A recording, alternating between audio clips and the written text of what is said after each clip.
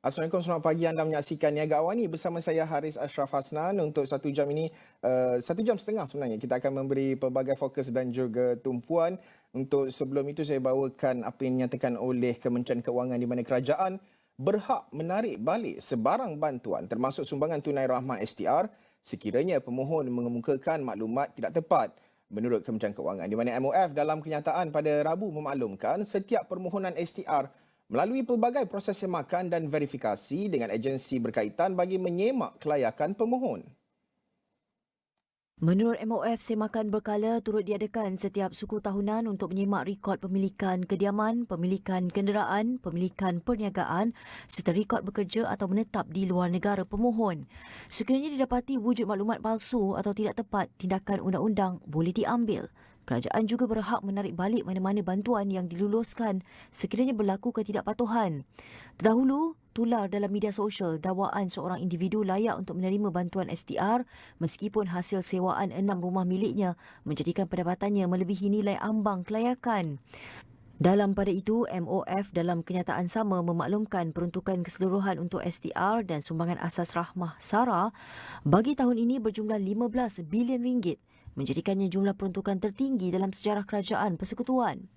Menurut MOF, peruntukan berjumlah besar itu susulan penyusunan semula pemberian STR dan SARA sebagai inisiatif kerajaan madani untuk mengurangkan beban kos sara hidup rakyat secara lebih berkesan. SARA menyediakan bantuan asas berterusan kepada rakyat dengan 8 juta individu termasuk 400,000 golongan miskin dan miskin tegar layak menerima secara bulanan. STR pula diberi sebagai bantuan tambahan secara suku tahunan disasarkan kepada isi rumah dan warga emas tiada pasangan berpendapatan RM5,000 dan ke bawah sebulan termasuk golongan miskin dan miskin tegar yang berdaftar dengan pengkalan data e-kasih. Pendekatan bersepadu ini memastikan bantuan bersasar dapat disalurkan secara lebih teratur, stabil dan berkesan di samping memberikan ruang kewangan tambahan pada waktu keperluan puncak seperti musim perayaan. Menurut kenyataan itu, MOF turut memaklumkan bahawa sebanyak 1.1 bilion ringgit diperuntukkan untuk STR fasa 1 tahun ini yang akan mula disalurkan pada Selasa depan. Baik, Banci Ekonomi 2026 dilancarkan dengan fokus kepada kerahsiaan data, ketepatan statistik dan analisis prestasi ekonomi negara. Ketua Perangkawan Malaysia, Dr. Muhammad Uzir Mahidin menegaskan banci ini bukan sekadar pengumpulan nombor tetapi alat strategik untuk pembangunan inklusif dan pertumbuhan berstruktur.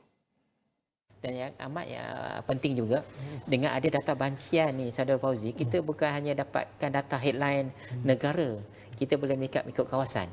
Kawasan ni apa isu je? Kawasan ni apa isu? Negeri ni apa isu dia?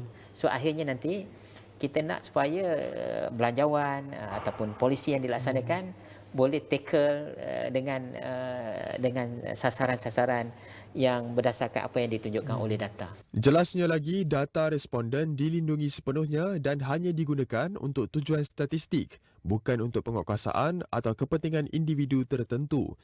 Banci ini melibatkan lebih 1.3 juta entiti perniagaan, termasuk PKS, syarikat besar dan industri strategik. Dr. Muhammad Uzir menjelaskan bahawa sistem banci menggunakan mekanisme kawalan berlapis termasuk semakan silang dan analisis kos input-output bertujuan memastikan data mencerminkan realiti ekonomi sebenar. Data operasi awal dijangka dikongsi pada Disember ini, manakala statistik lengkap akan disiarkan pada suku pertama 2027. Banci ini turut membolehkan kerajaan merancang pembangunan infrastruktur dan usahawan membuat keputusan pelaburan lebih bijak. Okey, baik, ini sesuatu yang menarik untuk kita kupaskan di mana laporan yang diterbitkan oleh rakan strategik Astro iaitu Sinar Harian semalam di mana kesesakan lalu lintas di Lembah Kelang memberi impak serius apabila setiap pekerja kini dianggarkan kehilangan masa sebanyak 528 jam setahun sekaligus memberi impak kerugian produktiviti mencecah RM21,250 seorang. Dan lebih membimbangkan jika dianggarkan hanya 1 juta pekerja bandar mengalami situasi yang sama, negara berisiko menanggung kerugian produktiviti sehingga RM21.2 bilion setahun, menjadikan kesesakan lalu lintas satu isu nasional dan bukan lagi sekadar masalah setempat.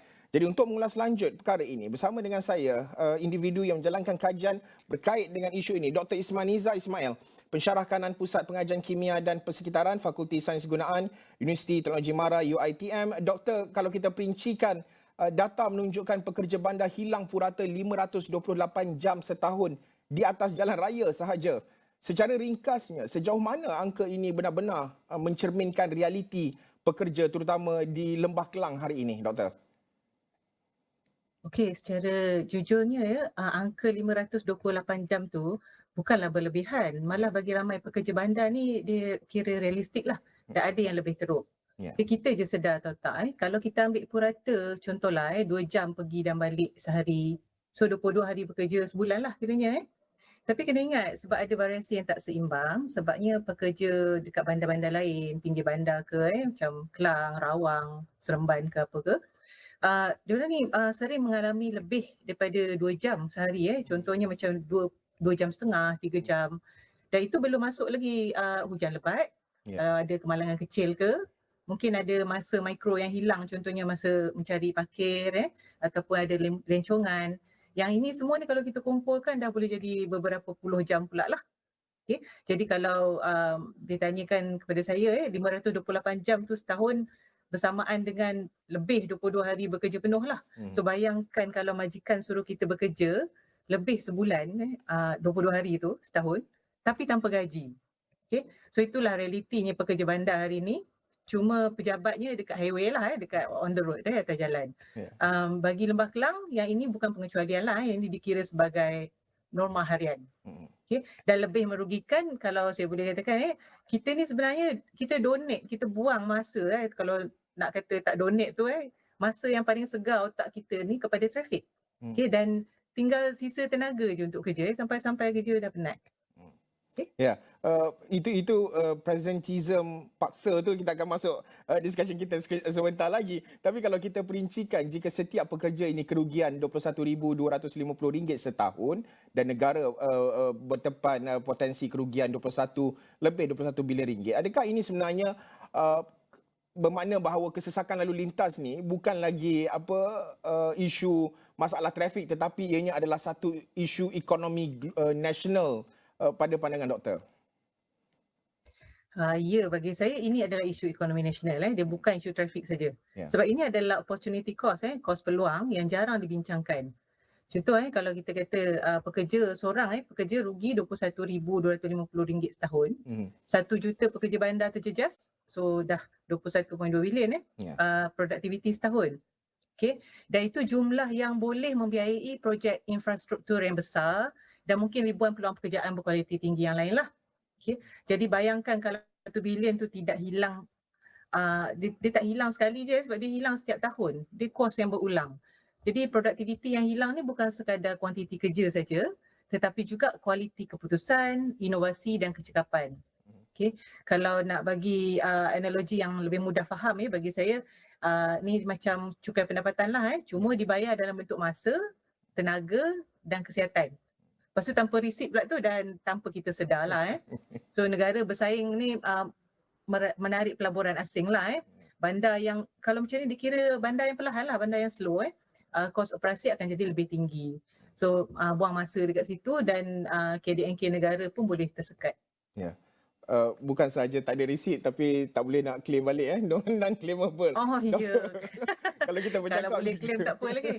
Doktor, dalam artikel yang disiarkan oleh Sinar Harian ada disebut sebagai cukai masa tersembunyi itu. Mungkin boleh ceritakan ini yang disebutkan sebagai cukai masa tersembunyi dan juga mengapa beban yang disifatkan besar ini, saya sifatkan ini cukup besar beban ini, masih lagi tidak diambil kira secara serius, terutamanya kalau kita bercakap dari segi perancangan ekonominya, dari segi dasar buruh negaranya. Pandangan doktor melihat kepada perlu diambil kira secara serius isu-isu ataupun permasalahan cukai masa tersembunyi ini dalam pembangunan perancangan ekonomi dasar buruh negara ini, doktor. Okey. Cukai masa tersembunyi bagi saya tu sebab masa ni dia tak kelihatan dalam akaun negara. Slip gaji kita tak tunjuk masa yang terbuang kan. KPI organisasi pun masih fokus kepada kehadiran fizikal bukan keberkesanan. Model kerja kita model kerja lama, dia masih menilai orang nampak bekerja dan bukan hasil bekerja. Jadi polisi buruh kita ni masih berfikir era industri lah, bukan ekonomi bandar moden lah. Lagipun perkara ni terperangkap antara banyak kementerian sebenarnya. Jadi tak ada siapa yang own masalah ni. Dia bersilang antara pengangkutan, buruh, kesihatan dan ekonomi. Jadi dia mudah terlepas pandang lah. Okay. Dan the price that we pay, kos kesihatan yang kita bayar ni adalah kos kesihatan mental, kos fizikal akibat trafik ni, kita ni bayar kemudian. Okay, dia bukan sekarang. Jadi sukar nak dikesan. Kalau kita cerita gaji dipotong RM85 sehari, semua orang akan marah lah. Kan? Tapi kalau kita cerita RM85 sehari ni dicuri di jalan raya, kita anggap alah biasalah. Dan masalahnya apa yang kita anggap biasa ni lah yang paling mahal kosnya. Ya, tadi dalam soalan jawapan awal tadi doktor ada sebut berkenaan dengan ialah mereka terutama dari segi produktiviti itu. Dari sudut produktiviti dan juga kesihatan mental ini, bagaimana sebenarnya kesesakan ini mencetuskan fenomena presentism paksa, iaitu mereka yang terpaksa hadir bekerja tapi sebenarnya mereka gagal berfungsi secara optimum itu, doktor? Okey. Inilah kesan yang paling senyap tapi paling merosakkan. Ya. Saya rasa ramai antara kita kat sini yang memang terlibat dengan presentism paksa ni. Ramai pekerja keluar rumah seawal 6.30 pagi contohnya. Disampai kat pejabat, otak dah letih dah. Ya. Emosi dah habis kat jalan raya dah. Mungkin tadi kena potong kat jalan. Hasilnya bila kita hadir kerja, kita duduk kat meja, terenung komputer. Fokus, kreativiti, daya fikir semua dah datang ke mana dah lah. So dia macam kalau saya boleh umpamakan macam minyak petrol dah nak kosong dah dalam kereta tapi kereta kena paksa bergerak lagi. So dia tunggu masa untuk rosak je lah. Inilah yang dipanggil urban fatigue ataupun presentism paksa. Okay? Dia boleh menurunkan produktiviti tanpa disedari oleh majikan. Risiko dia adalah kalau ada kesilapan-kesilapan kecil ni mungkin akan meningkat lah. Dan dalam sektor yang kritikal dia akan boleh jadi lebih bahaya, isu keselamatan pula. Okay? Kalau yang menjaga mesin-mesin ataupun bahan kimia tu macam tu boleh escalate lagi teruk lah. Dan tekanan kronik ni boleh menyebabkan burnout perlahan. Dia tak meletup tiba-tiba, dia akan ambil masa. Okey, tahu-tahu je nanti burnout. Okey, dan itu adalah antara kesan yang kita alami lah. Ya. Doktor, satu lagi perkara, kalau kita teliti kalau tiadanya perubahan dasar yang menyeluruh, kalau kita bercakap sekarang ni ada macam-macam lah, work from home, ada work from anywhere, at least you can work. Lepas tu kita ada beberapa lagi inisiatif macam waktu kerja fleksibel, pengangkutan awam yang mungkin lebih baik dan juga terancang connectivity-nya first mile and last mile.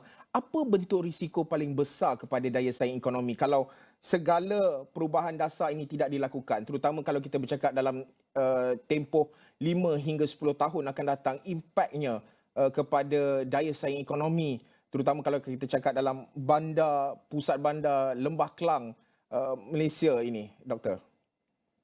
Okey. Bagi saya risiko terbesar kat sini bukanlah jam yang mungkin teruk. Ya. Risiko sebenar dia kita kehilangan daya tarikan bandar sebagai tempat bekerja dan hidup. Okay? Kalau kita tengok generasi muda zaman sekarang ni, dia orang semakin menilai kualiti hidup, bukan gaji semata-mata. Jadi bandar yang gagal nak urus masa pekerja ni akan menghadapi turnover yang tinggi lah. Okay? Tanpa work from home yang berstruktur, waktu bekerja yang fleksibel, pengangkutan awam pun tak berapa cekap. Kesan jangka panjang dia ialah pekerja muda yang berbakat ni akan memilih bandar atau negara lain.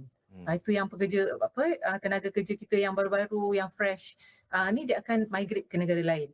Dia rugi kat negara kita sendiri dan cost burnout akan meningkat lah. Okay, kalau kita kekalkan macam tu. Dan lagi satu dari segi produktiviti bandar akan menjadi mendatar lah walaupun kita ada teknologi yang canggih. Dia rugilah kat situ sebab ekonomi masa depan bergerak pantas. Tapi kalau tenaga kerja kita ni masih terperangkap di jalan raya, kita ni bukan perlahan sebenarnya, kita ni ketinggalan. Ya. Doktor, mungkin akhir sekali lah, apa mungkin dalam 1-2 minit terakhir ini, apa mungkin mesej kepada terutamanya kalau kita bercakap low hanging fruits lah, apa benda segera yang boleh dilakukan, terutama keprihatinan majikan ke ataupun perlu kerajaan menerusi kementerian-kementerian bukan lagi silos tapi secara whole of nation approach mencari pendekatan terbaik menangani risiko ini dan juga memastikan bahawa produktiviti rakyat Malaysia ini terus meningkat tanpa membazir di atas jalan raya hanya disebabkan oleh kesesakan, Doktor? Okey. Bagi saya kementerian, ada pelbagai kementerian yang terlibat. Okey, semua dah memainkan peranan masing-masing. Cuma dia buat betul-betul, dia blast betul-betul besar ataupun dia buat kecil-kecil, dia buat sikit-sikit bit by bit. Okey, dan dari segi yang itu boleh continue doing kementerian. Dari segi majikan pula, saya rasa majikan pun dah tahu kalau sejak PKP kita masa COVID dulu, dah boleh ada yang work from home. Kalau dulu tak pernah, it's never work from home yang tak pernah ada dalam kamus kita lah. Yeah. Now that we know dah boleh buat work from home, bekerja dari rumah, buatlah waktu kerja yang fleksibel kan. Yang penting adalah kerja siap. Betul tak? It's not about berada di pejabat. Berada di pejabat tidak semestinya kita memang kerja jalan. Macam tadi presentism kan. Yeah. You hadir tapi sebenarnya kerja tu tak jalan pun. So what's the point? Berbanding dengan yang orang kata kalau ada flexibility bekerja dari rumah, kerja masih siap hantar ikut deadline lah. So majikan pun perlu memainkan peranan kat sini. Dan of course lah kita sebagai rakyat sendiri, kita jangan cari salah kementerian, kerajaan, cari salah majikan. Think about what we can do, what we should do untuk kemajuan negara kita. Terima kasih Dr. Ismail Ismail. Kajian yang cukup menarik, pensyarakanan Pusat Pengajian Kimia dan Persekitaran Fakulti Sains Gunaan Universiti Teknologi Mara berkongsi pandangan beliau dan segala temu bual ini akan kami rangkumkan di astroawani.com dan juga di semua platform digital Astro Awani.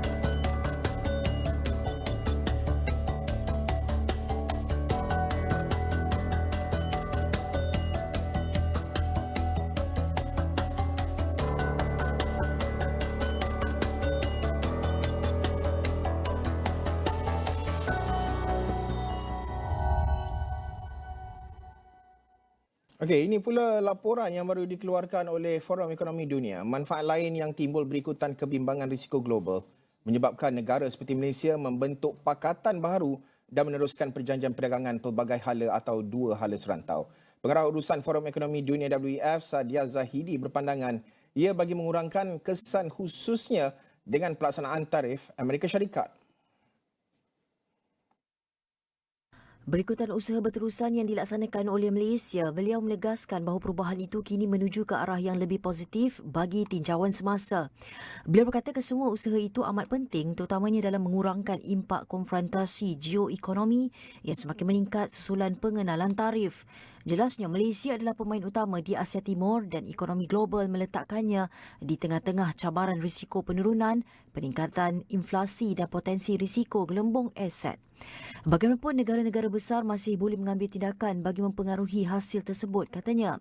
Selain itu, beliau berkata jika sebarang kebimbangan itu mula berlaku, ia akan memberi kesan yang besar terhadap permintaan, terutamanya bagi barangan dan perkhidmatan yang datang dari pasaran membangun seperti Malaysia. Menurut laporan tersebut, 5 risiko utama bagi Malaysia yang dikenal pasti oleh tinjauan pendapat eksekutif EOS 2025 adalah konfrontasi geoekonomi merangkumi sekatan, tarif dan tapisan pelaburan, kekurangan bakat dan buruh, gangguan kepada rantaian bekalan yang penting secara sistematik, kesan buruk teknologi kecerdasan buatan dan kekurangan peluang ekonomi atau pengangguran. Right, 4 years, conversations about Malaysia's property market have circled around one theme: resilience. Surviving shocks, navigating uncertainty and slowly rebuilding confidence. But as we step into 2026, something feels different. The market isn't just holding the line anymore. It's beginning to redefine what healthy, sustainable growth should look like. Buyers are more discerning, developers are rethinking old playbooks, and policymakers are signaling that long-term stability matters more than headline numbers. The question now is, has the market finally turned the corner from recovery to sustainability? And if so, what pressures and blind spots still remain beneath the surface? To unpack all this, joining me right now is surveyor Sulaiman Sahih, Director of Research and Consultancy Services at Rahim & Co International, Sudan Berhad. Sulaiman, thank you for being with us today. First of all, over the last few years, the Malaysian's property market has proven it can be resilient. As we begin 2026, what tells you that the conversation is now shifting from survival and recovery to sustainability and long-term health? And what are the early warning signs that resilience alone is no longer enough? Thank you for having us. Just to share with you how the market has actually performed in the past 10 years, if you like. Where after going through the economic cycle and the down cycle that we've seen before COVID, and then we had to actually go through the round of surviving through COVID. That's where the market has actually been tested. And after COVID, we've seen that the market has actually rebounded in 2022, especially. And that growth is actually a sign of the strong fundamentals and the demand that's still there amongst the Malaysian economy. From that point, the growth in 2022 was superb. Come to 2023, it's still growing, and 2024 it actually grew a bit more. But in 2025, the market was actually more moderate. But we can see there's a new trend in terms of differentiation between regions, between product classes, asset classes, where the total volume of transactions in 2025 actually slowed down a little bit by 2%. But the total value of those buildings, of those properties that are being transacted, has actually increased, which actually signifies that there's a shift between just buying properties across the board. People are more selective, people are more discerning, and looking at the assets that can give them the best value and the greatest returns for their use, for their economic benefits. And we see here in terms of how it has been shifting from performing in a resilient manner to becoming more sustainable, where the number of units that are actually being sold, that are actually performing, are the ones that are relevant, the ones that are actually serving the actual needs of the community or the buyers or the tenants. And this is where the new trends and new demands and new focus, be it from an individual basis or even the corporate basis, things like ESG, things like the environmental consciousness, energy efficiency, are all becoming more mainstream in forming the new demand trends in the market. Yeah, Sulaiman, we've moved past chasing volume at all costs. In 2026, how should the industry judge success? Maybe like in terms of fewer transactions of higher quality or broader participation, even if margins are thinner. Is the market mature enough to prioritize quality over scale?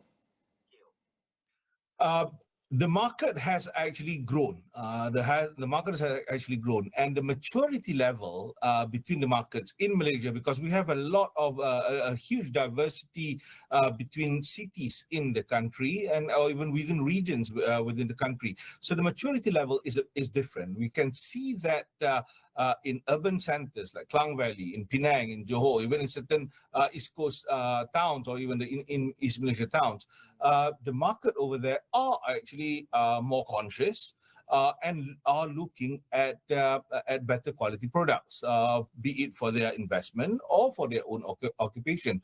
Whether the market is actually strong enough to actually absorb all this, it is a gradual trend, it is a steady trend, and it will come to fruition. It will come to become a real capacity building for an economy or for a community.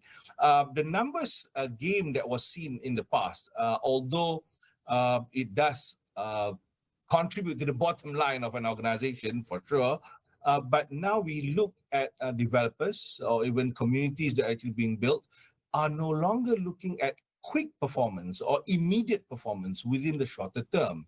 We see even for developers, when they actually do phase one, it's selling very well. But if the community is not being built, the product is not fitting to the needs of the community, people wouldn't come in, and the community is not built, and therefore subsequent sales and the longevity of the whole community or the development is actually at risk. And this is where the focus, shifting to these angles, would actually be appreciated more coming into the future.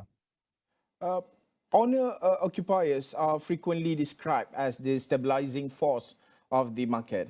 In 2026, how important are they in sustaining prices and also absorption, especially in a more selective lending environment? And where does excessive investor activity start to undermine long-term sustainability? Owner-occupiers are generally people who actually buy the property and they actually occupy the premises. They actually stay there for their own occupation, or they actually use it for their second home or for their other purposes. These communities or these people who actually are the owner, who actually buy the property and actually stay there, are the ones that create the fabric and the character of the neighborhood. This is where owner-occupier would actually be the important drivers for the growth of a society or a community or a development. That's one. But another thing is the bulk of the Malaysians, of the Malaysian market, are actually still within the M40 group and P40 group. This is actually, if we look into the total transactions of residential properties in the country, more than 3/4 of the total units that are being transacted are priced below 500,000. But we can see also at the same time, there's growth in the upper bracket units. This is actually where the discerning community and more quality-driven products are actually making headlines. But looking at how the overall owner-occupier market, local Malaysian market especially, who are actually forming the bulk of the units, these are the ones who are providing better security, better surety in terms of actual ownership, even contributing towards the loans market or the financing market. This is where it has to be jiving between the ease of getting loans and for people to make purchases and the actual use of those purchases, so that the bankers know that these premises are actually being used for a purpose that's sustainable. It's actually being in use. And from that, they can actually make loan repayments from their income growth and whatnot. Sulaiman, in 2 or 3 minutes of our discussion, my last question, as Malaysians look at property decisions in 2026, what mindset shift is most needed to ensure we build a sustainable market, not just a resilient one? And what should we stop doing as an industry if sustainability is truly the goal? We need to actually appreciate that the real estate market is not a fast-moving consumer goods. It is not an investment that you actually look into the short-term gains or quick flipping or whatnot. It is actually an asset class that is for the housing of people, providing accommodation facilities or facilities for people to do business. So it is a growth that is dependent on the overall community and the economic activities that's actually within that community. So looking at it as a short-term play, we need to actually look it into the long-term gain. It is actually what real estate investment is actually all about. Another thing is we need to also look at the quality of the products rather than just sheer numbers. And profit margins would always be a main concern for developers because they are business entities themselves. But looking at the capacity or even the surety of that development being completed, build then sell model, we need to actually look into how to make it happen to ensure that the properties are secured as a something that's going to be completed for those who actually make the purchases. So together, all this, we need to also look into the real estate market as an inclusive market for both the B40 and N40 as well as the T20. So this is actually going to actually make the whole community as a whole to thrive so that we can actually all grow sustainably into the future. As we discussed, resilience helped Malaysia's property market survive the toughest years, but survival was only the first test. The real challenge in 2026 is whether the market can mature to balance affordability with viability, growth with responsibility, and confidence with caution. My thanks to Surveyor Sulaiman Sahir from Rahim & Co International for sharing those insights. Let's take a short break. We'll be back after this.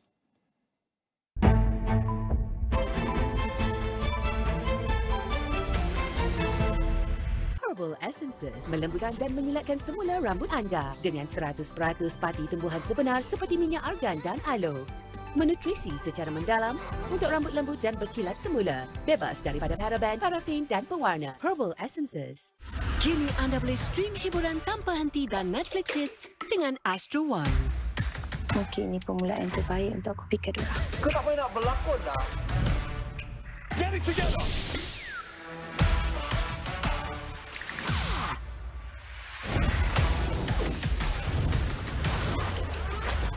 빨리 가야 돼. 내가 어떻게 쫓아가요? 너한테 유혹당했거든. She will be mine. Today we fight for our future! This thing, it ties us together forever. Dapatkan Astro One Entertainment dan Netflix pada harga istimewa di aplikasi My Astro sekarang. Kementerian Pendidikan bertanggungjawab sepenuhnya terhadap keselamatan murid dan pelajar sewaktu mereka di sekolah. Malaysia dan Korea Selatan terus memperkukuh kerjasama dalam bidang teknologi hijau dan kecerdasan buatan AI menerusi pelaburan dua syarikat utama Republik itu. SPRM akan meneliti dan menjalankan siasatan sekiranya dapat unsur rasuah dalam pelaksanaan projek Aerotrain di KLIA yang dilaporkan sering mengalami gangguan perkhidmatan. Tariffs on imports of products from China reaching up to 145%. Tariffs on the rest of the world are sitting at 10%, with the potential for reciprocal tariffs to be reimposed within 90 days. Kunjungan rasmi Presiden China ke Malaysia ini menunjukkan komitmen kedua-dua negara untuk meningkatkan hubungan diplomatik ke tahap yang lebih strategik. Racism in Malaysia is not just a social issue, it is deeply entrenched in our institutions and our policy making. How come every other time there is something that is triggering? Whenever there is a heavy vehicle collision or a fatality involving heavy vehicles, public frustration often zeroes in on the driver, the lorry driver. I mean, that's the easiest. Typical pajak business model.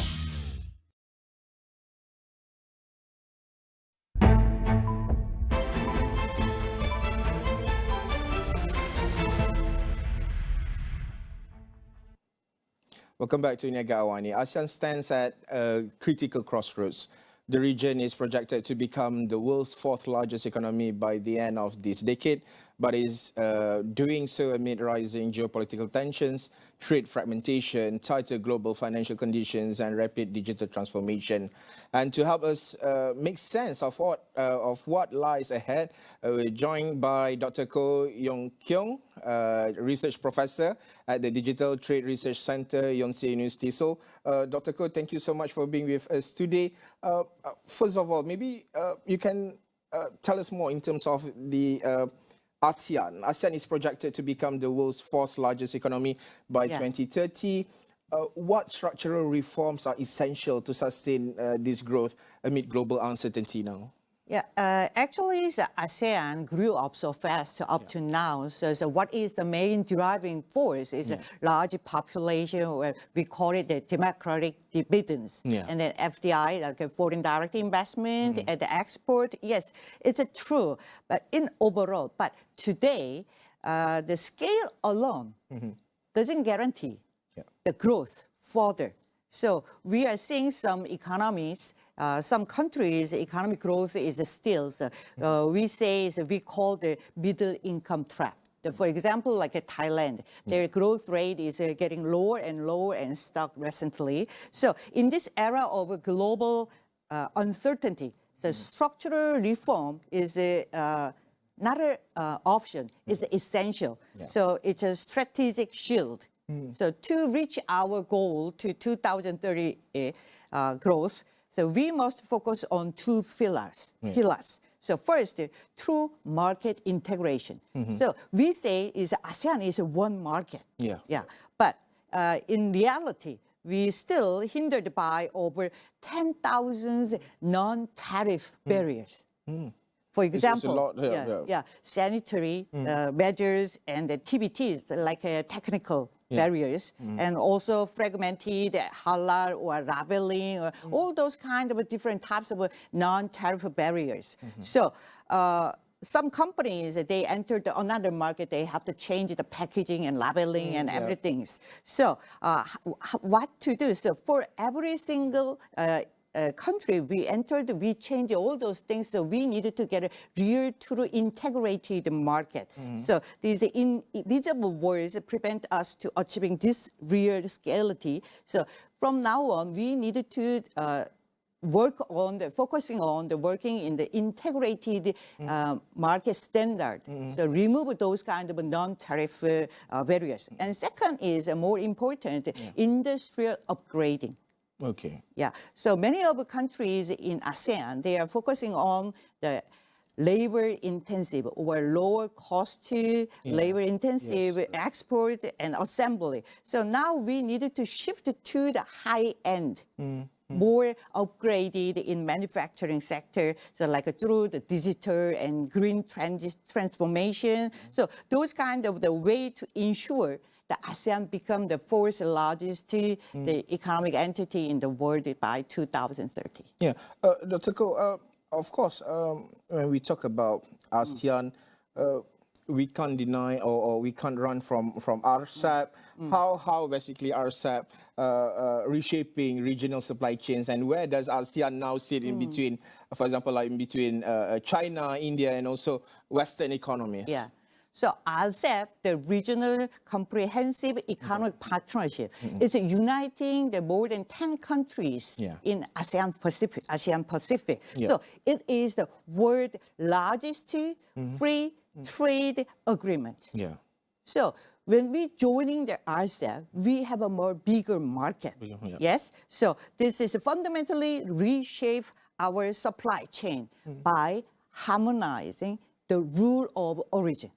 So when I mentioned, when we make it the one integrated market of ASEAN, there is not so many non-tariff barriers. So the RCEP, the change the rule of origin. So easy to enter the market, easy to mobility, easy to transfer. So the RCEP turned ASEAN into one-stop production platform. So, for example, I give you examples, like an electric vehicle. So nickel battery from Indonesia, and then the automotive power chips from Malaysia or Singapore, and then the assembly and final production in Thailand or Vietnam, like that. So those kind of entire supply chain now stay in ASEAN. So we have to make a use of RCEP. It's like a leverage to turn ASEAN into one-stop platform. So there is another example like the smartphone and other the digital devices. But we know we are no longer just an alternative, like replacing the China or other things. So we are the essential bridge between West and East, North Asia or Southeast Asia, like that. So RCEP is a big chance for opportunity for ASEAN too. I want to bring our discussion into a much bigger picture, especially with the US-China rivalry intensifying. Is ASEAN better served by non-alignment, diversification, or deeper regional integration? So your thought on this? So actually, we don't need to choose just one side. But some people say it's like a very flexibility or bamboo just diplomacy. Just be friendly with others. But I would like to give us some better terms. Active multi-alignment. we can be a friend of US, we can be a friend of China, we can be a friend of India or Brazil, any country. So as a global shipping hub, if our ASEAN can be a strategic, safe hub. We don't need to stand just one side, never ever. So the more integrated we internally, the more bargaining power we have externally. Yeah. So we don't need to be. We need to be just a stable platform every country. That's our ASEAN, the strength. The neutrality. Yeah. One thing, Donald Trump's, he brings headaches to the world, basically. His decision to impose higher tariffs on countries trading with Iran. I think this could hit ASEAN, especially on the ASEAN exporters indirectly. Yeah. How significant is this risk, Dr. Koh? But every day his stance changes. Okay, yeah. Everywhere. So that's why we need to check out his the social media posting. So even though last night, yesterday, before he sleep and also when he wake up, two different things. So it's a little bit step back. So he was about to engage in some kind of a military involvement in Iran, but step back. So So every day is a different words, a different stance, a different risk. So, but the risk doesn't. Risk is not just to trade volume between the Iran and ASEAN. What is the risk? It's a supply chain security. Whatever happened, anything. So we cannot forecast exactly. So that's the risk. That's the volatility. So how to deal with those kind of things? But we worry about some kind of secondary sanction. If some company is indirectly related to any company in Iran or trading, then we worry about those kind of secondary sanctions. So those kind of supply chain risk or secondary sanction spike may spike energy cost and insurance cost. So it's directly skewed the Malaysian company or other the ASEAN companies' profit margin over their manufacturing. Donald Trump's also attacking the U.S. Federal Reserve Chair, Jerome Powell, with U.S. Federal Reserve signaling prolonged tight monetary policy, and also how vulnerable and how vulnerable are ASEAN currencies and capital markets to volatility. But recently, you already follow up how strong ringgit is against the dollar. So those kind of impact not the same to every emerging market currency. Some countries enjoy it, some countries has something rules on the side. But now we have a now we are very clearly different environment. Because last year, the Federal Reserve, Fed, cut the rate consecutively down to the 3 times and the 3.5% range. So our narratives shifted from the tightening to easing or adjustment. So, and then recently the old formulas, Fed cut the rate is equally the emerging market booming up, market rally. Those kind of old formula has been broken. But check it out. Recently you can see the gold price. And silver price is a record high, which is signaling is market distrust. So in 2026 is about what they say is a fundamental selection. So investors probably ignore any single strong noise or risk itself. So probably we have to check it out the everyday news. Both sides. Talking about investors and markets, what are the most attractive, especially for the foreign direct investment in ASEAN? For example, like in manufacturing or renewables, energy or digitals. What are your thoughts on this? In 2025, Vietnam and Malaysia also showed very good evidence in FDI investment, right? So. For 2026, this kind of trend will continue. So Vietnam, Malaysia, would be the top picks for FDI. Yeah. So especially Malaysia lead in AI data center and semiconductor. It's combined by the AI boom. And then also Vietnam is in electronics and manufacturing sector. There's a top picks for FDI. So every investors agree on that. But Thailand has a bit moderate. Some people looking at the positive on Thailand for their digital infrastructure, but some people consider their political instability. Yeah, so a little bit moderate. But most important thing for FDI, not only think about the labor cost or the subsidize. The most important thing is policy predictability. Okay. So I think in terms of the policy predictability, the Vietnam and Malaysia also has a very good reputation in that verse. Yeah. In position as you as a digital trade research center from the digital trade research center, one things that most interest we have like in 1 or 2 minutes. Global protectionism rising. Now, what's ASEAN best strategy to strengthen its bargaining power, especially on standards leadership or supply chains resilience or like capital market integrations? Your thoughts on this? Yeah.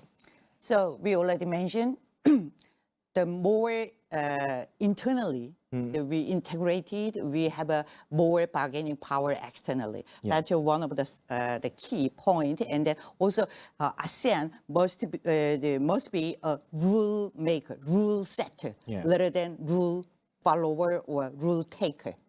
Without that, ASEAN always follow up all the advanced countries' rule and standard. There is no room. So that's why the global South countries are getting together. So we need to actively engage in the AI rule or those kind of new technology, the standard and things. And the ASEAN also engaged it very much. Then we can exaggerate our power or our competitive strength in the business field, in economic field, in further up to the global policy. Dr. Koh, thank you so much. Thank you for your time. Dr. Koh, thank you. Of course, what's clear is that ASEAN's future will not be shaped by growth alone, but also by the choices it makes on integrations, resilience, and strategic positioning in a more fragmented global economy. Thanks again, Dr. Koh. And to wrap up our show today, there's a report on WEF, whereas geoeconomic tensions, misinformation, and climate risk, the world is entering a far more competitive and uncertain era. Today, global risks are no longer distant or theoretical. They are already reshaping markets, disrupting supply chains, influencing investors' confidence, and redefining how governments and businesses make decisions. From rising economic rivalry between nations to rapid technological change and mounting environmental pressures, these risks are deeply interconnected and increasingly difficult to ignore. Before we go, here's a closer look at the key findings from the World Economic Forum's Global Risk Report 2026 and what it means for the global economy ahead. Thank you for watching. See you next time.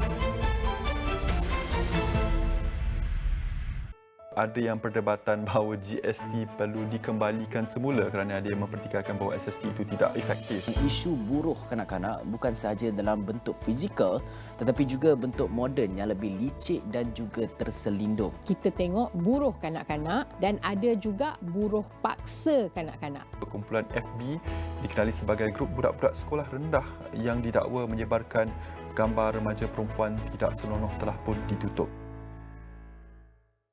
Today is why we wear the uniform. Stream setiap kisah, setiap wajah keadilan di sini. These guys knew we were coming. There's only one other place this they could be coming from, this office. Penjenayah dari pelbagai latar dan ancaman. Jenayah dalam sejuta bentuk. Mereka menunggu di sini, membawa anda melangkaui batasan. Stream bila-bila masa, apa jua cara, sehingga 4 peranti. Mudah. Kau tahan. Nah. Kau jaga film aku. Good night, Papa. Good night. Apa kata kita storm in? Tu. I tahu you nak marah. Tak. Curious. Kita tak sama, Ma. Papa bukan takut air. Tuai Inspektor Lima. Aku saja je nak test kau. Ayo, AJ Khalid was just here. Dekat mana dia sekarang? Bad Call. Stream episod terbaru dahulu. Eksklusif on demand. Dan 9 malam di Astro Citra. Racism in Malaysia is not just a social issue, it is deeply entrenched in our institutions and our policy making. How come every other time there is something that is triggering? Whenever there is a heavy vehicle collision or a fatality involving heavy vehicles, public frustration often zeroes in on the driver, the lorry driver. I mean, that's the easiest. Typical pajak business model.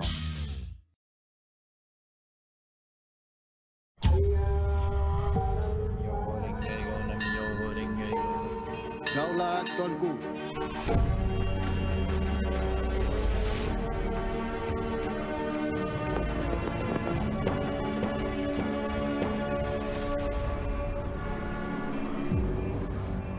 Buli di sekolah. Isu ini bukan perkara baru. Buli tertakluk kepada perbuatan agresif secara fizikal. Apa sebenarnya jerebu punca utama yang menyumbang kepada masalah ini serta kesannya kepada kesihatan kita? Mereka akan mengalami iritasi-iritasi kepada mata.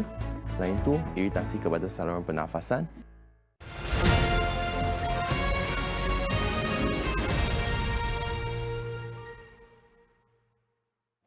Thanks for joining us. This is The Economy. I'm your host, Ibrahim Sani. Very recently, the international community has agreed on the way forward for the global minimum tax package. Most of the 147 countries and jurisdictions working together with the OECD as well as the G20 inclusive framework on the BEPS or the base erosion profit sharing have agreed on key elements of a package that charts a course for the global minimum tax regime to be implemented. How does this affect Malaysia, and perhaps how does this affect the fiscal and of course business elements in the country on the way forward? Here to discuss this and more is our Bindo Ponia, our Bindo. He's the director at PwC Malaysia. Bindo, let's walk through the steps on this. I've had a chat with you on air since maybe 2020, I think, because I remember seeing your face on a very small screen during COVID. And every year we seem to be building up to this. Is this the moment of, I suppose, celebration where things are finally done? Well, maybe we'll take a step back, look at it historically, what happened, okay? So base erosion profit shifting the project started off in 2013, more than a decade ago. Then in about 2015, they came up with what was known as 15 action points. So the total of 15 action points, and this was done by the OECD together with the G20, under sanction by the G20. So, but the OECD is a collection of 38 member countries, largely Western democracies, economically advanced countries. Most developing countries, including Malaysia, are not part of the OECD. So when the OECD came up with these 15 action points, these 15 action points were meant to counter what they call base erosion profit shifting. They were looking at very large multinationals, and this also happened after the global financial crisis, when governments had spent a lot of money in pump priming the economy and they needed to raise revenue. So they were looking at large multinationals which had the capability to structure their tax affairs. And these multinationals were, by definition, a multinational is in more than one country. And they were basically going abroad, investing, they were moving some of their intangible assets, etc., keeping them in jurisdictions which provided favorable tax treatment. Now, this was investigated heavily by the US Congress, it was investigated by the British Parliament, etc., and all that. But the conclusion was that nothing illegal was done. You're talking about, I wouldn't name names because I don't know whether they're your clients or not, but internet companies having base operations in Ireland, or Silicon Valley firms having operations in places like BVI or Malta. Yes and no. Okay, you are right. You had tech companies, moving a lot of IP to low tax jurisdictions, but you also had a situation where traditional companies like manufacturers, for example, were looking for lower bases for their costs, and this cost also came with tax costs. So they were looking at jurisdictions which provided them, I would say, the ability to set up low manufacturing costs, and also at the same time provide them a favorable tax treatment.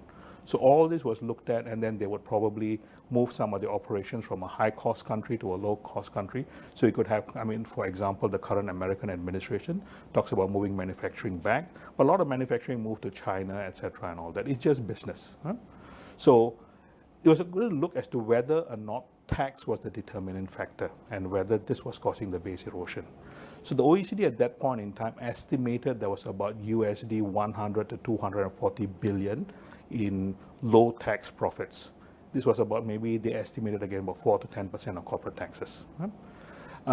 How they got those numbers, I am not sure. Again, this is all statistics, etc., and all that. The reality will probably be known maybe in about 10 years' time once this global minimum tax is fully settled. So OECD being 38 member countries, that is not the majority of the world. So they form what is known as the inclusive framework. And the inclusive framework today is 147 member countries. Okay, the reason they form the inclusive framework is that they realized for the BEPS measures to be effective, you had to have buy-in from everyone. So Malaysia also is part of the inclusive framework. Malaysia is not a member of the OECD, but it's a member of the inclusive framework. Now, the 15 action points, there were what was known as the minimum standard. The minimum standard means is that the inclusive framework members had to implement the minimum standards, which were basically 4 action points. This was harmful tax practices. This was looking at things like your tax incentives and all that were harmful. You had prevention of tax treaty abuse. So the tax treaty network, double tax treaty network, is a treaty between 2 or more jurisdictions, which basically undertakes to not double tax income. So tax treaties have been used widely for tax planning as well. So there was a move to basically prevent that. Then you had what was known as the CBCR, or country by country reporting. This was basically, in a way, the infant of global minimum tax.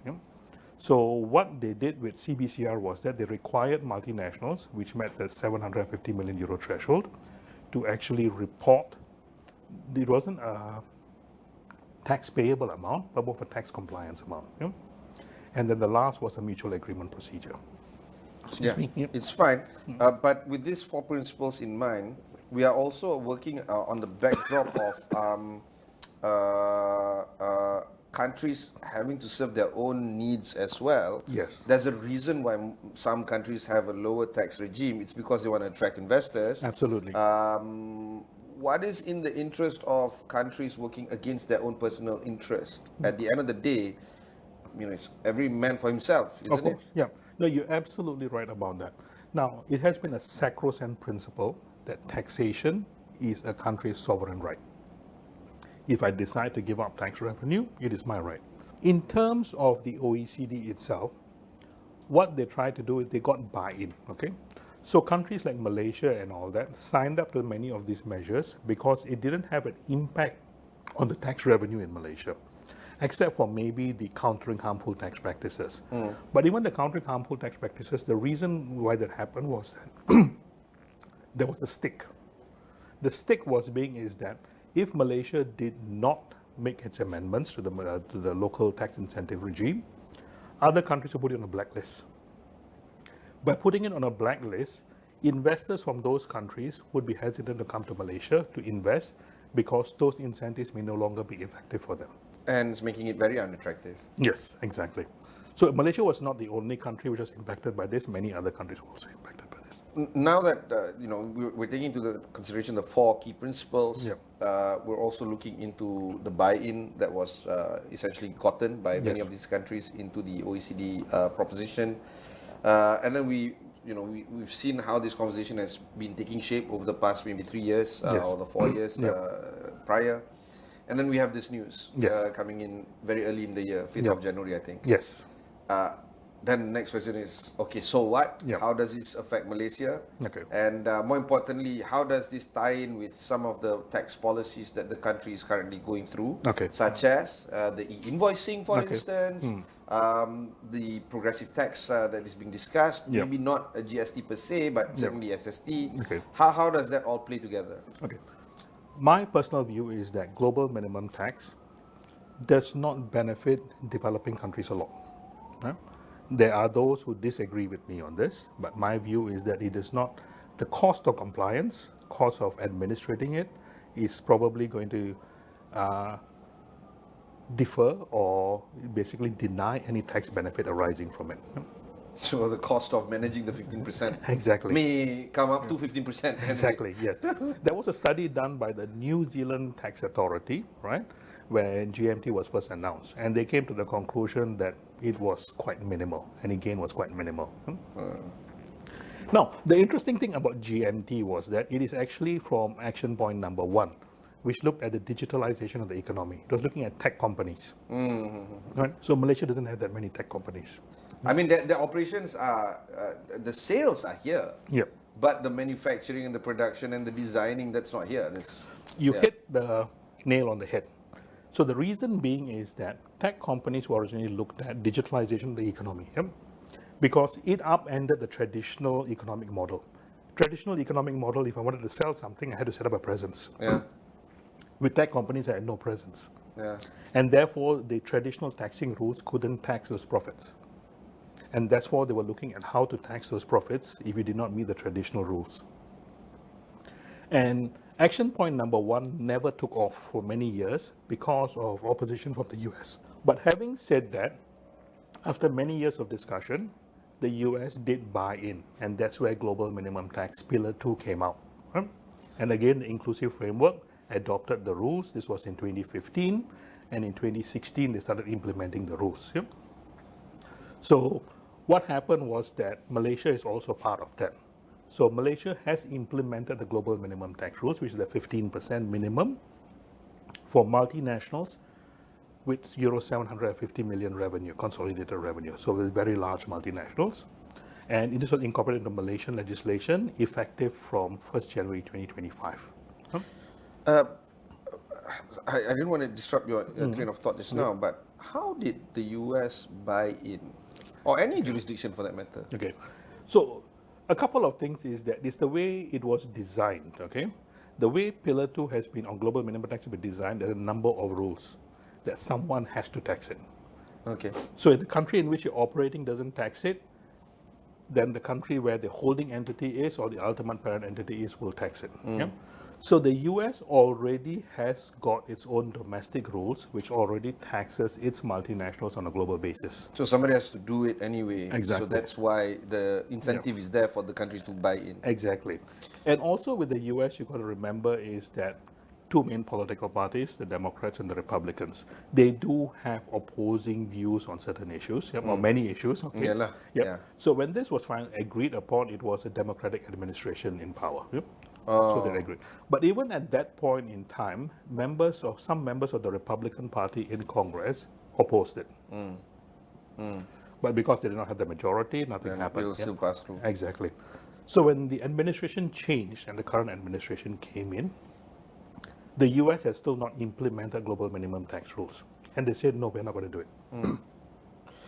Going back to your earlier view of how you think that the global minimum tax may not necessarily benefit developing countries like Malaysia. how then does Malaysia navigate our own tax framework against the backdrop of GMT?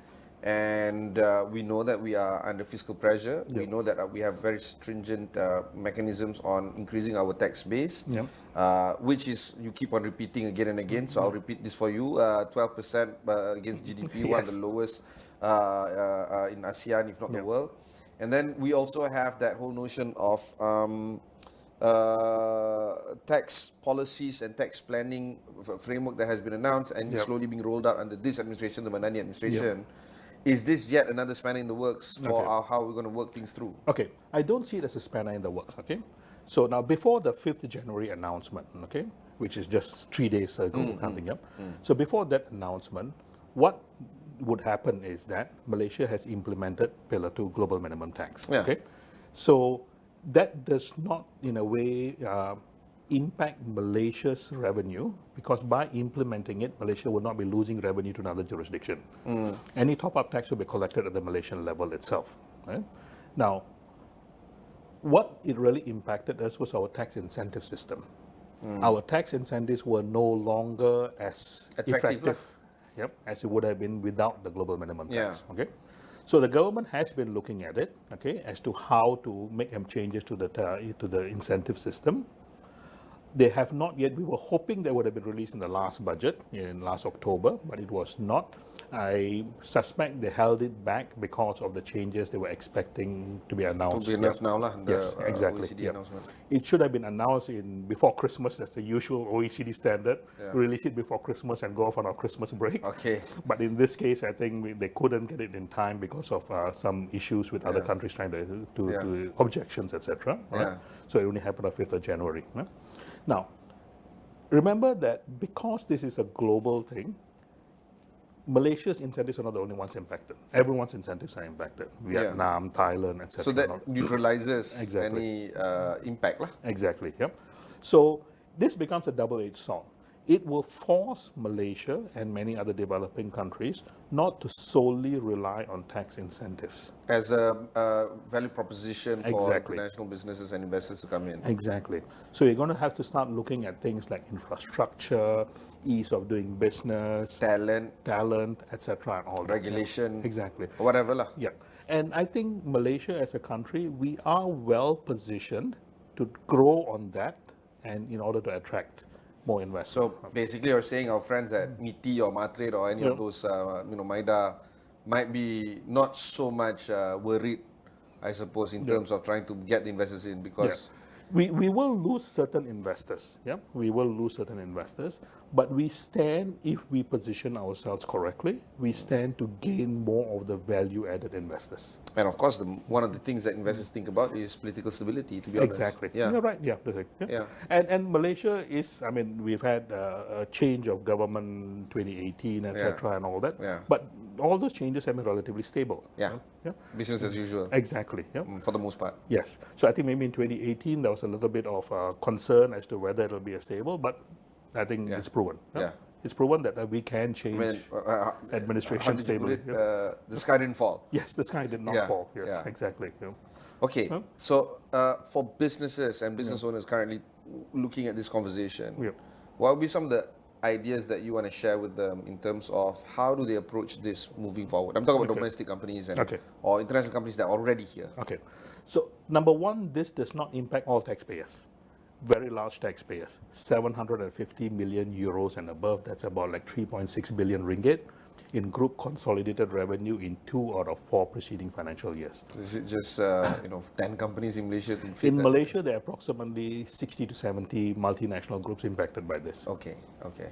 There will be subsidiaries of foreign multinationals, the very large multinationals located in Malaysia, will also be impacted by this. Yeah, but they report the group, which is located elsewhere. Yes, but they will also have local reporting requirements to the Malaysian IRB. Correct. One of the 4 pillars that you spoke of. Yes, for their operations in Malaysia. Correct. Now, CBCR lah. Yes, CBCR and also now will be GMT, Global Minimum Tax. Okay. So they will have local filing requirements. If their effective tax rate in Malaysia for the local operations is below 15%, they'll have to pay a top-up tax to the IRB. So there's a revenue collection there as well. I think a couple of years back at at a seminar, one of the IRB officers did say that an estimated collection there was about 2 billion additional ringgit in additional revenue. Oh, wow. Okay. I mean, in the bigger scheme of things, it's not a very large amount, No, but it is a substantial enough amount to maybe invest. Yeah, that's what I was arriving Exactly. at. Like, Yeah. you know, the tax collection maybe 50 billion, Yeah. 2 billion isn't much, but you know, 2 billion is 2 billion. It's still 2 billion, yeah. You can always the subsidy, petrol, we're talking about, you know, all this hoo-ha, we're saving 4 billion. So, you know what I mean? Yeah. So it's a lot of money. True, yeah. So in terms of the difficulties businesses have been facing, and this has been a major, I would say, gripe with global minimum tax, is the complexity of the rules. The rules are extremely complex. I have been doing tax for 30 plus years, right? Okay. When I first looked at GMT, that very weekend I joke with my clients and I joke with my colleagues, etc., is that very weekend I went and looked at my pension pot to see whether I could retire. It's really complicated. It is complicated, yeah. And that has been a major gripe by businesses. I think the OECD, when they developed it, they did not recognize the difficulty businesses will have in trying to get the data needed to do the calculations. Sorry, based on your estimation, is it because it necessitates, the complexities necessitates the difficulty of understanding the tax code, or it's just going to get easier from now on? So they start off with a high point, then you can simplify things and make things streamlined across time. The cardinal rule of global minimum tax is that a common approach. What do they mean by a common approach? Because you wanted a standard set of rules rolled out across 141 countries. Yeah, lowest common denominator principle. Yes. And the commonality they could find was the International Financial Reporting Standards, so they use that as a base, okay, most countries, okay? But now when developing the rules, you got to take the interest of 140 countries. It's impossible, man. Yeah, and that is where the complexity arises, okay? So there are some definitions in global minimum tax rules, right? When I look at it, it makes no sense to me. So sometimes I've reached out to people I know at the OECD and I ask them, what is this? What does this mean? They look at it and said, oh, this probably won't impact you. This was raised because the Nordic countries had this issue.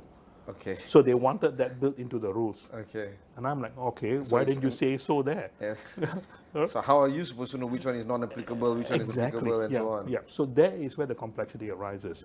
And the other is that because the nature of the calculation is that if you have 10 entities in a jurisdiction, you blend the income, you blend the tax of those 10 entities to get the jurisdictional effective tax rate. Yeah? And in reality for businesses, large businesses, you may have multiple business groups in one jurisdiction. Yeah, especially the conglomerates with different natures, industries, whatever. And these groups may be using different ERP systems. Definitely. Exactly.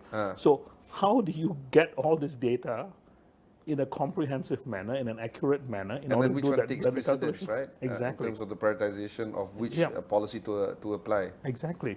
So these are some of the practical issues which have arisen. Right? I guess more jobs for you guys, lah. But it is a nightmare. It is absolutely a nightmare because of the complexity and the practical difficulties businesses face. Look, if something is complicated, it's never going to get, I mean, unless, how do I put this? If it's the law, then of course the adoption has to be there. Yes. But how is it going to be adopted is a different matter, as opposed to something that is simplified and uniformed and can be universally executed. Exactly. Yep. It's a lot easier talking about, say for instance, the Geneva Convention on Human Rights. Yep. It's very simple, straightforward, self-explanatory, and you can apply it to anyone and everyone. Yep. Tax code is something else. Exactly. Yep. So how do you see adoption and compliance, and more importantly, enforcement by the tax bodies around the world in making sure that this is adhered to? So adoption was the common approach. The OECD had come up with model rules, administrative guidance. Those model rules were 99.9% implemented in domestic legislation. Okay. Okay. That one's done. That's done. Okay. So now compliance. Compliance is ongoing at the moment, and this is where we are seeing all these problems which I mentioned a few minutes ago. Right. So compliance. Enforcement has not happened yet, right? So I have spoken to tax authorities. And when I ask them, our Inland Revenue has got a very good team working on this, etc.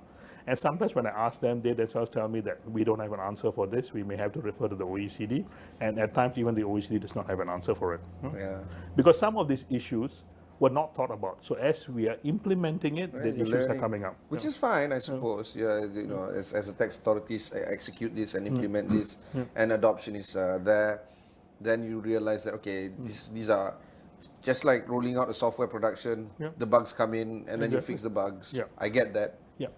In theory, that is right. But for a business, they want certainty. Yeah. So they come and ask They don't want a tax liability 5 years down the road, you didn't pay enough tax or whatever. So the question, what position do I adopt now? Betul. Yeah. And sometimes it's difficult for us to give them a certain answer, an answer with certainty, for the simple reason being is that there is uncertainty in the law. The interpretation. Remember, this is so new. Everyone is implementing it at the same time. There is no court cases out there. There is no precedent out there, etc., for anyone to be able to say that, okay, this is what has been discussed and this is what has been decided. No, it's not out there yet. But not many people are aware your training is in law. With uncertainties in law, allows for other people to interpret the way the law is. Yes. And that's extremely bad. Yes. For a position of authority, say for instance the tax authority, because since the law is, I don't know what to say, ambiguous or cloudy in terms of its nature, if you interpret the law differently from me, that's it. Game over. We have a court case pending for like 10 years down the road, multiplied by the number of people that are affected by it or companies by it. But you're right, multiplied by the number of people impacted by this, because this is a global minimum tax, a common approach. So an issue I face in Malaysia, my colleagues in Luxembourg may have the same issue, my colleagues in Australia may have the same issue, but we each may have different interpretations of the same issue. But our client, a common client, could be in those three places. So we need to land on a common approach for that client. Okay, I mean, we're talking about that risk element being present, yes. But what's your expectations in terms of how these things are going to be ironed out across time? Do you feel that we're going to get better within 5 years, and then things are going to be stabilized? We know how to interpret that particular law. So that was the expectation, right? That was our expectation, that things will stabilize.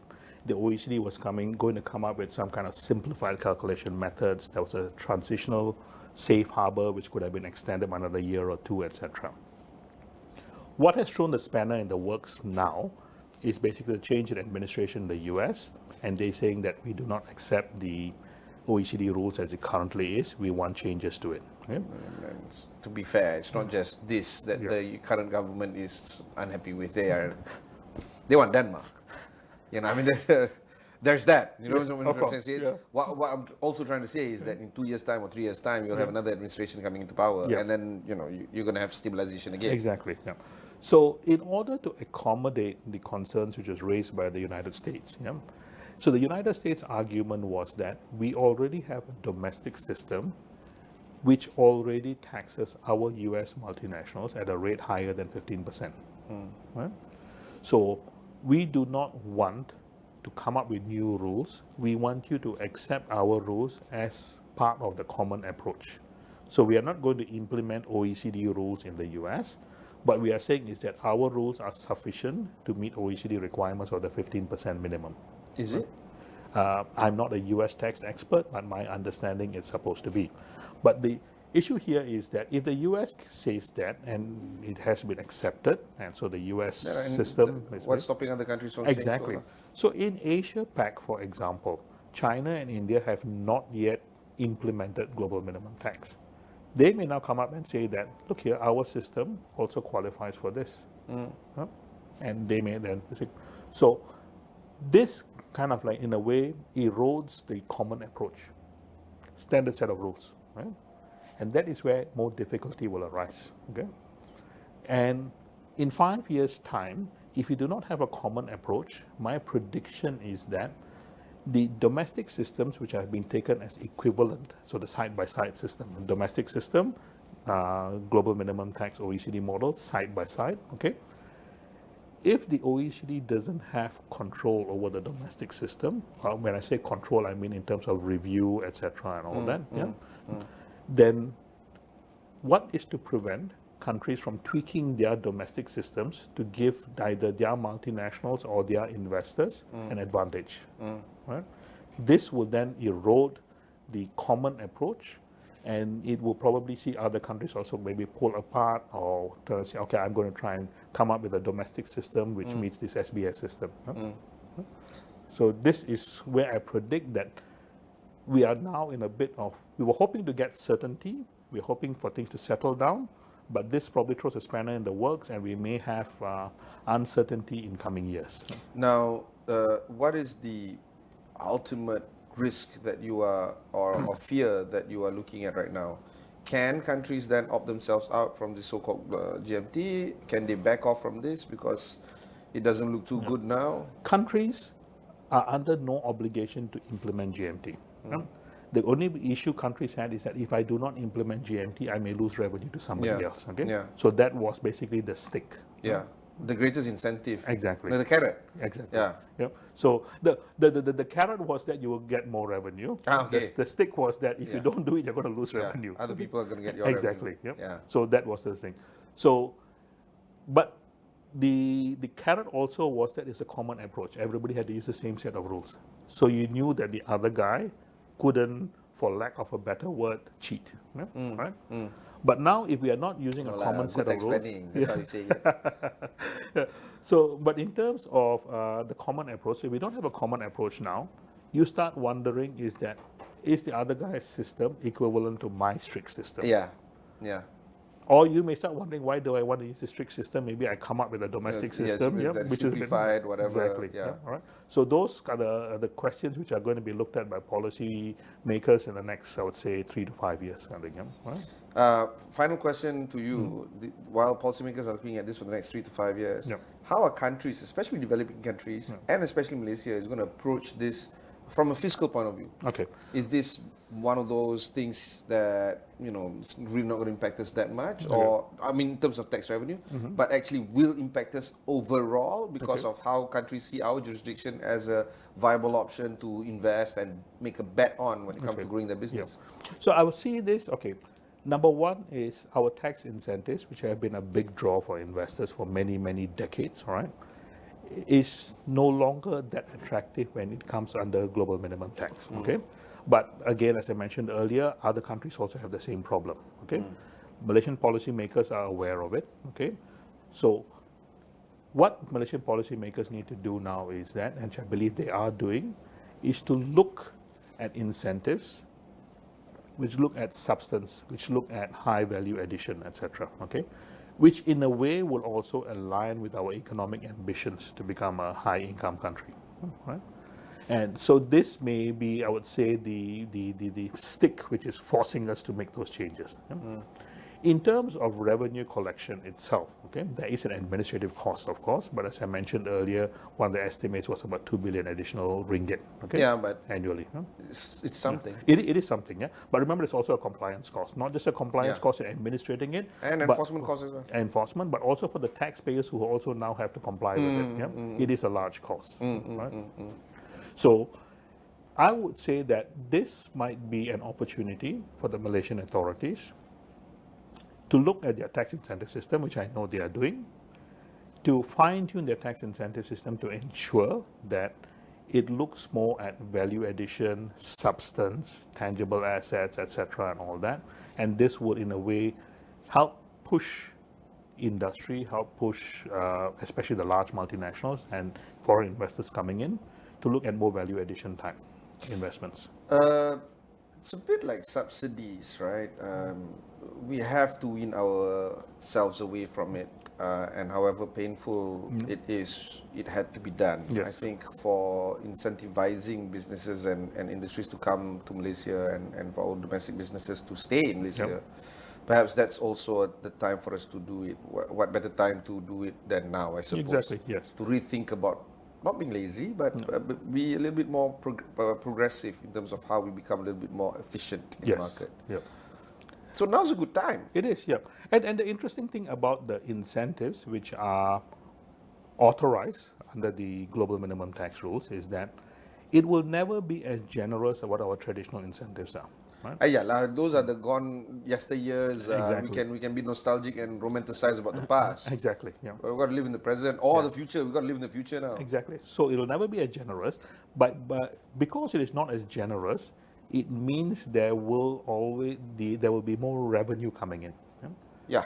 Previously, if you had 100 in potential tax revenue and I gave you back 90 or I gave you back 100, now if you have 100 in potential tax revenue, I can't give you back 90 or 100 because of the global minimum tax rules. I may only give you back 10 or 15 or 20 kind of thing and all that, which means the rest still comes back to the exchequer. Which exchequer is it? Hopefully it's our own LHDN. Yes. Anyway, there's a lot that can be unpacked from this, of course. But of course, we'll have our conversations with our good panelists here. And conversations like this will be found on this particular show on the way forward. So do stay tuned on the economy at astroawani.com. You've just heard from Aurobindo Ponya, the director of PwC Malaysia. There are other previous conversations like this that can be found there as well on our website. Until then, thanks very much for watching and catch you in the next one.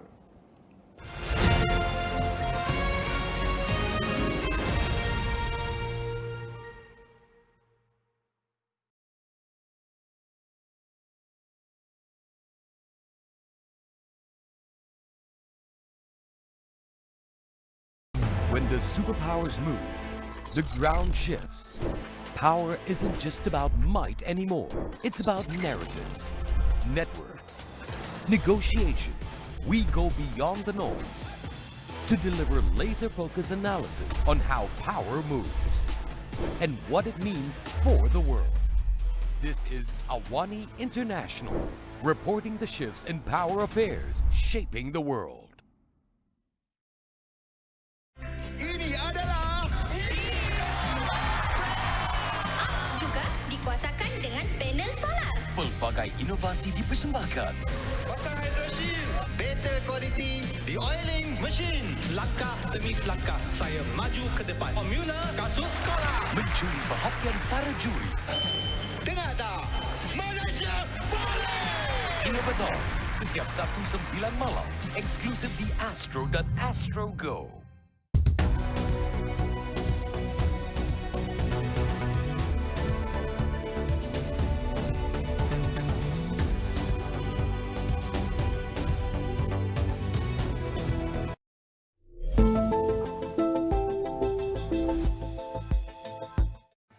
Assalamualaikum, salam sejahtera. Anda sedang menonton agenda AWANI. Untuk episod pada kali ini, kita nak terus memberi tumpuan kepada pelaksanaan Banci Ekonomi 2026 yang mana berdasarkan laporan semasa dan juga perkembangan terbaru, ia membabitkan lebih 1.3 juta pertubuhan perniagaan dan juga organisasi ataupun pertubuhan yang bukan berasaskan ataupun bukan bermotifkan keuntungan di Malaysia. Pelaksanaan bagi Banci Ekonomi 2026 membabitkan ataupun bermula sekitar Februari 2026 sehinggalah Oktober 2026 dan sudah tentu kenapa ia penting, kerana ia sedikit sebanyak membantu bagaimana kerajaan dapat menstruktur dan juga menyusun segala bantuan dan juga inisiatif yang diperlukan berdasarkan berdasarkan data dan juga cerapan maklum balas yang sebenar di lapangan. Jadi untuk waktu ini sekali lagi saya nak bersama dengan yang berbahagia Datuk Seri Dr. Muhammad Uzir Mahidin, Ketua Perangkawan Malaysia. Tapi Datuk Seri, untuk segmen ataupun untuk episod kali ini kita nak melihat kepada satu saya fikir ini sudah menjadi kebimbangan orang ramai berkaitan dengan